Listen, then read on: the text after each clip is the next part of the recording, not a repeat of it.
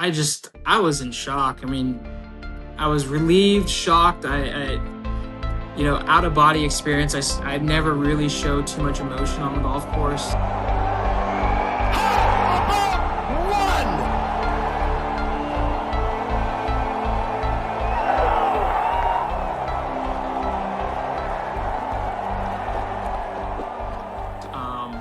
But the only thing I remember is hearing my caddies scream in my ear, and it was a great scream. Like I'll always remember it, and just jumping up and down, and just how loud it was.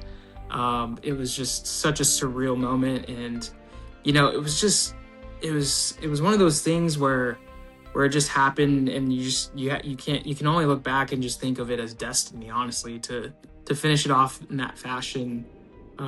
Given what I went through at the start of the round to ending on that note was just, you couldn't really write a better story.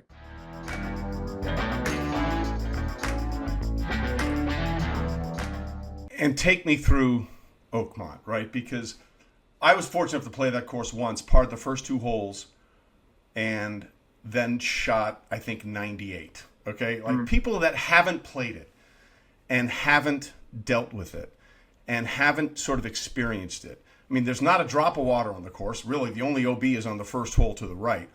What made Oakmont such a difficult test? Man, it's just a beast of a course, not necessarily lengthwise. I think it neutralizes the long hitter just because of how severe the greens are, how severe the rough was. Obviously, the course setup, was extremely tough.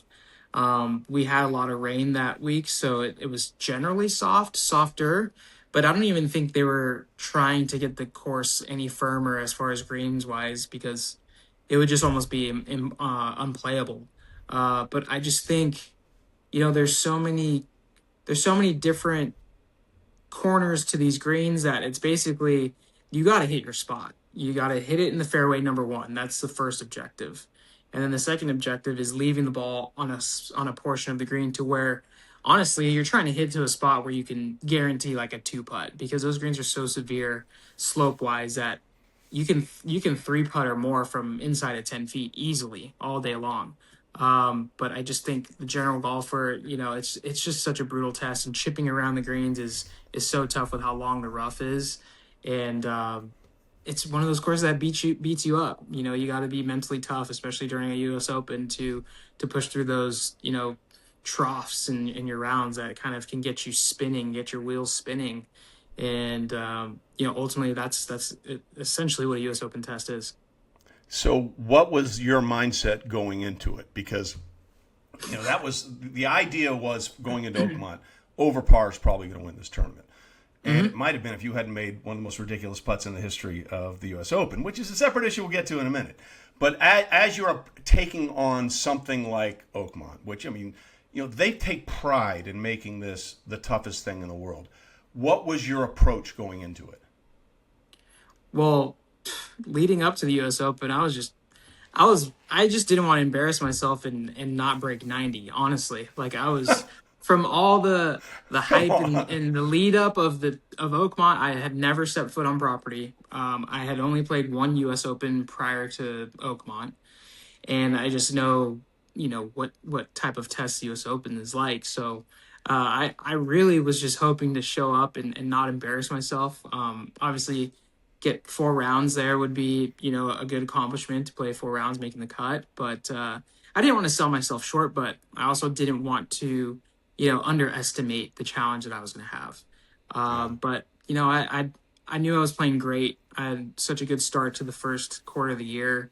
And it was weird because, I was sending my coach swing videos the week before. I had the week off before the U.S. Open. And, we're just sending videos back just for some feedback to get an idea of how my swing's feeling, what it's looking like. And I said, what do you see in this swing here? And I sent him a video.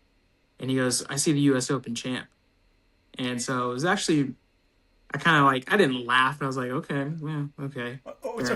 So just this is interesting. Like, did you ask him why he saw that? No, but I just think he knew I was swinging well. He knew I was playing well. He actually, after the U.S. Open, after the Players, after we lost, and it was, we were going through our feels after the round. He's like, dude, don't worry. Like, because of this, like, it's something bigger is going to come from this. And it's just so crazy how, and you have little things like that in your ear constantly, like positive things and things to reinforce what you're doing. Um, how that can just change things. I don't know if it was some sort of wavelength that put me on or whatever, but it's that's why I appreciate the team that I have around me.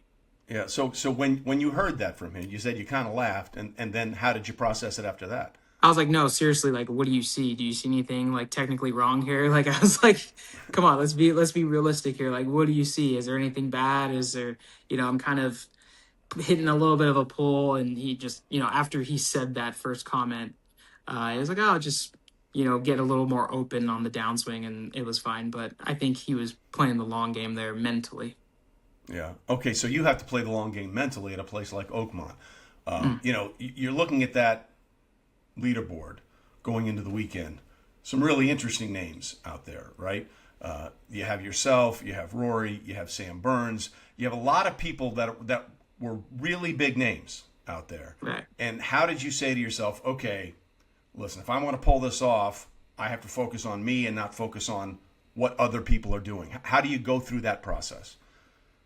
Yeah, I was just really focused on trying to play my game. I mean, as cliche as that sounds, that's all you can really do.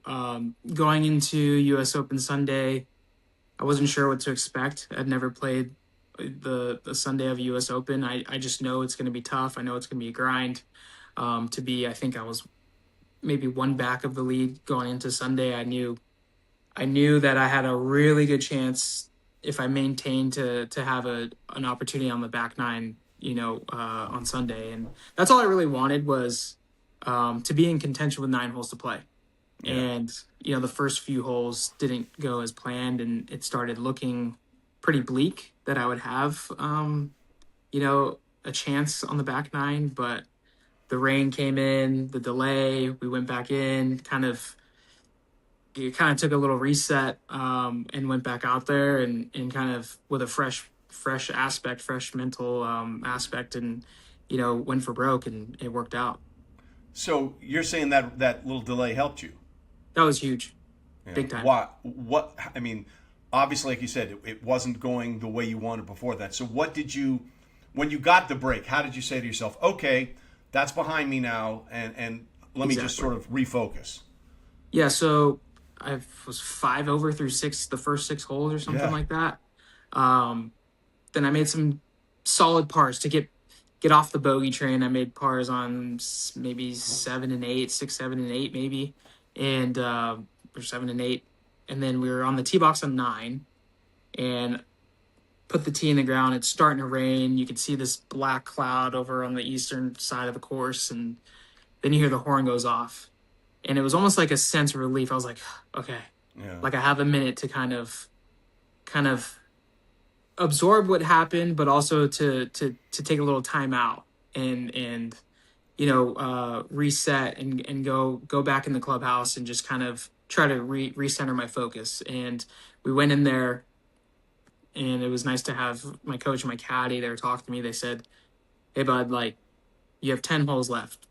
You're five, I think 4 or 5 back Yeah. of the lead with 9 holes to play. Is like if you teed up Monday, or if you showed up Monday and was told you're going to be 5 shots back going into the back nine on Sunday, you would take that, right?"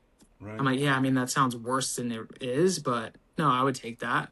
So it was almost like a switch, whereas like I didn't feel like I lost anything. At first, I felt like I lost maybe my chances of winning the tournament to now, okay, I still have a chance, like a really good chance, because the back nine on Sunday at any tournament, no lead is safe. I mean, granted, guys have blown two shots on the final hole at a regular event, let alone a U.S. Open with five. So, I kind of changed my perspective, my mentality. I'm like, all right, let's just go out there, get comfortable with your swing. It was nice to have another warm up to kind of get the feel right, whatever I was lacking at the start of the round, and just go back there and just say, okay, fairways, greens, just have putts, grind everything out, and we'll add them up when the round's over.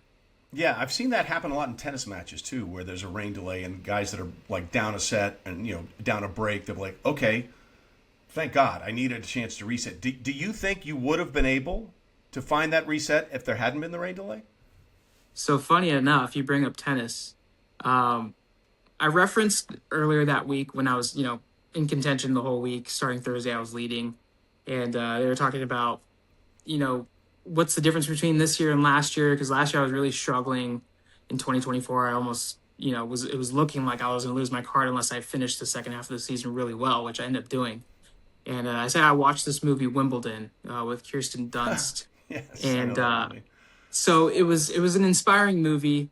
I saw that after I ended up keeping my card, but it really resonated with me with the tennis player that he felt like Paul he was on his Bettany. way Paul out. Bettany, I think, was the actor. Paul Bettany, Yeah, yes. yeah. He was on his way out, got another berth into the Wimbledon, ends up winning. So I've referenced that.